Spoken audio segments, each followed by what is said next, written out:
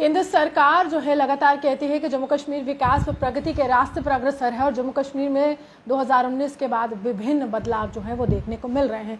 लेकिन कश्मीर की एक ऐसी युवा नेता है जिन्होंने बहुत छोटी सी उम्र में कश्मीरियत को समझा, जिन्होंने बहुत छोटी सी उम्र में सियासत में कदम रखा और बहुत छोटी सी उम्र में ये सोचा कि अगर नेशनल कॉन्फ्रेंस के लीडर्स जो हैं अगर परिवारवाद की बात करते हुए आगे बढ़ते हैं तो मैं क्यों ना अपने कदम अकेले बढ़ाते हुए कश्मीर को आगे लेकर चलूं, कश्मीर के उस युवा को आगे लेकर चलूं जो सच में चाहता है कि हाथ में मैं तिरंगा थाम सकूं। गजाला मेरे साथ और साथ में एम के भट्ट साहब हैं। इनको जो है किसी ये तारुफ के मोहताज नहीं है क्योंकि लगातार कश्मीरी पंडितों की बात जो है ये करते रहे हैं और इस बार ज़्यादातर हम सियासत यही देख रहे हैं, जम्मू कश्मीर पर सियासत हो रही है, 370 पर हो रही है और कश्मीरी पंडित समाज पर तो होती ही आ रही है, चाहे किसी भी राज्य के चुनाव हो। गजाला जी, मैं आपसे जानना चाहूँगी, इस समय जो सबसे ज़्यादा बड़ा मुद्दा है जम्मू में वो डेली वेजेस का है। कश्मीर के डेली वेजेस का क्या हाल है? 9,000 में घर चल पाता है? देखिए, पहले डेली वेजेस का 4,000 थी, उनकी सैलरी थी 4,000 से कहाँ पलते वो। अब बेचारे वो मतलब गरीब है कहाँ से। अब महंगाई बढ़ गई, बहुत ज़्यादा महंगाई आ गई कश्मीर, जम्मू कश्मीर में महंगाई, गैस सिलेंडर का, कोई चावल का मसला, कोई रोजी रोटी का मसला, तो कैसे पलेंगे वो। तो उनके साथ तो झूठे दावा किए बेचारे, उनके साथ तो उनके साथ गद्दारी हो गई, ना इंसाफी हो गई उनके साथ। तो 4,000 9,000 में कैसे घर चलाते होंगे? तो ये बिल्कुल इम्पॉसिबल है। वो बेचारी दिन को जाते हैं अपने काम के लिए, मसरूफ होते हैं अपने काम में बिजी, और गैस सिलेंडर का भी महंगाई पड़ गई, सब चीज़ों की महंगाई पड़ गई, कहाँ से लाएंगे वो। तो उनके साथ दावा किए थे, झूठे दावे, हम गवर्नमेंट ने वादा किया था, झूठे दावा किए उनके साथ, हम परमिनेंट करेंगे, डेली वेजेस को परमिनेंट करेंगे। कहाँ हो गए परमिनेंट? ना उनकी सैलरी बढ़ा गई, ना परमिनेंट हो गए वो। कभी मिलते हैं, कभी बातचीत होती है, उनके परिवार का क्या हाल है? क्योंकि जम्मू में तो हम कहें तो हड़ताल है, आज 30 दिन होने को करीब है, जम्मू में पानी का संकट गहरा रहा है। तो जो कश्मीर का डेली वेजर है वो अब किस पर भरोसा करेगा, कौन से सियासी चेहरे पर करेगा? क्या सियासतदान सब एक जैसे है। सियासतदान वोटों के लिए कुछ भी कर, चाहे नेशनल हो, चाहे कांग्रेस हो, चाहे उनने कश्मीर में बर्बादी बहुत ज्यादा की है। उन्हें झूठे बड़े दावा किए हैं, झूठे दावा किए कश्मीर के साथ, तो उन्होंने खराब किया कश्मीरी कौम को। देखिए, साफ तौर पर ये अगर हम कहें बहुत छोटी सी उम्र में चुनाव लड़े थे। आपसे मैं जानना चाहूंगी, क्या सोच के चुनाव लड़ा था, क्या सोच थी समाज की? देखो, अगर जब अपनी बात करेंगे, जब हम जाते थे किसी के पास, जब हम खुद गरीब थे, तो जब जाते थे किसी बड़े मिनिस्टर के पास, नेता के पास जाते थे, हमारा ये काम नहीं होता तो हमें धक्का देता था वहां से, बोलता था कि नहीं, आप गरीब लोग हो, आप क्या करोगे, आपके पास ये नहीं है, और लोगों के लिए। तो मुझे एक सवाल आया दिल जहन में, एक सवाल आया, तो मैंने सोचा क्यों ना मैं भी इलेक्शन लड़ूं, लोगों की आवाज उठाऊं, आवाम की आवाज उठाऊं। आवाम के साथ नाइंसाफी है, तो इसलिए मैंने इलेक्शन लड़ा है। अभी खुश है? अब मैं खुश हूँ, हाँ, मैं पॉलिटिक्स में बहुत खुश हूँ। लोगों की काम करूँ, मैं लोगों की मसाइल सुनूं, लोगों के जो मसले है वो मैं सुनूं, उनके लिए काम करूँ, मेरे लिए बहुत अच्छा है। अच्छा, आप जीत तो नहीं पाई, लेकिन आज भी कहते हैं कि लोग बहुत विश्वास करते हैं गजाला पर। छोटी सी उम्र है लेकिन सपने बहुत बड़े हैं। तो क्या मसले हैं आपके इलाके में जो डीडीसी के चुनाव होने के बाद भी हल नहीं कर पाए वहाँ के उम्मीदवार? देखो, वहाँ से बहुत 5-6 कैंडिडेट थे, तो मुझे पहले नज़रबंद किया कस्टडी में। जब डीडीसी इलेक्शन था तो मैं एक वोट से हार गई, तो मुझे नज़रबंद किया, वो सियासत की चाल थी। तो मैं, अल्लाह ने मुझे कभी कोई छोड़ा नहीं, तब से मेरे बहुत सारे वोट भी आ गए, तो लोगों का सपोर्ट बहुत ज़्यादा मेरे साथ था, अच्छा सपोर्ट था। आपसे मैं जानना चाहूँगी भट्ट साहब, कश्मीरी पंडित समाज जो है 90 का दशक तो याद दिलाता है, लेकिन अभी जो यहाँ की राजनीति है जम्मू कश्मीर की, ये राजनीति में कश्मीरी पंडित समाज का बहुत महत्वपूर्ण योगदान है, क्योंकि आपने कहीं ना कहीं उस एक सत्ता की कुर्सी तक पहुँचाया जो सपना ही रहता है। 90 के दशक की कुछ यादें हैं आपके दिल में जो आप ताज़ा करना चाहेंगे, और कहीं ना कहीं दुख होता है? मैं बहुत अफसोस के साथ कहना पड़ता है मुझे, क्यों कि 90 में जब हमारी माइग्रेशन हो गई है, हम जम्मू आ गए क्या, और बीजेपी ने जो भी मतलब सेंटर में बीजेपी थी, स्टेट में बीजेपी थी, कहीं भी बीजेपी, और जब भी इलेक्शन आता था बीजेपी कश्मीरियों को मतलब इस्तेमाल करता था कि देखो कश्मीरियों के साथ क्या हुआ, देखो कश्मीर के साथ क्या हुआ, ऐसा हुआ क्या।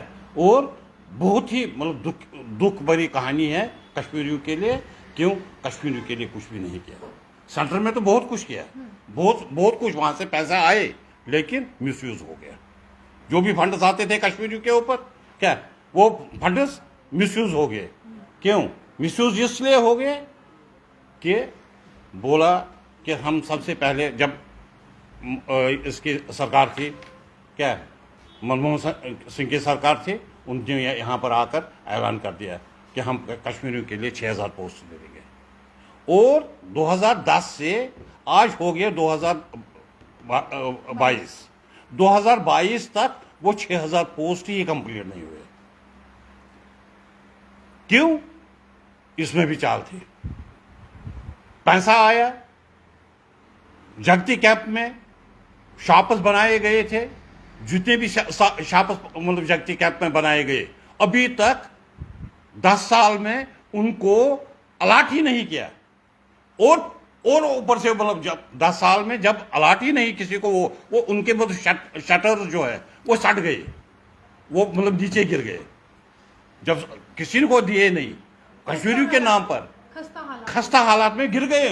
लेकिन फिर भी और मतलब फंड का इस्तेमाल करना है, चलो वहां पर और दुकान बनाएंगे, दुकान और बना रहे हैं। क्या जिस तरह से उत्तर प्रदेश के चुनाव होते हैं, बंगाल के चुनाव होते हैं, दमखम से प्रचार है कि कश्मीरी पंडित समाज के लिए बहुत कुछ कर दिया, और हम दर्द समझते हैं। कश्मीर फाइल्स मूवी को बहुत ज़्यादा केंद्र सरकार ने प्रमोट किया था। मुझे एक चीज़ बताए, मैंने पहले ही आपको बोल दिया, कश्मीर के नाम पर बहुत कुछ ये बोलते हैं, लेकिन जब पोजीशन पर आते हैं, जब कश्मीरियों को मतलब दर्द हम जानते हैं कि कश्मीरी का दर्द क्या है, जब हमको पता है, हमारा मुझे एक चीज बताए, एक घर में 4 लड़के मतलब पोस्ट मतलब नौकरी पर लगाए हैं, और किसी घर में एक भी मतलब अगर इनको देना भी था कश्मीरी पंडित के जितने भी मतलब ये पोस्ट थे, हर मतलब रजिस्ट्रेशन के मतलब दौरान देने थे एक पोस्ट।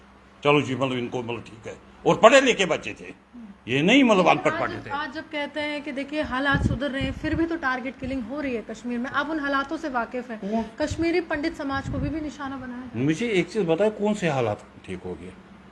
ये खाली ड्रामा है। कोई हालात मतलब अगर हालात ठीक गए होते, अगर हालात ठीक गए होते क्या, तो मतलब फिर मतलब कश्मीरी वापस नहीं।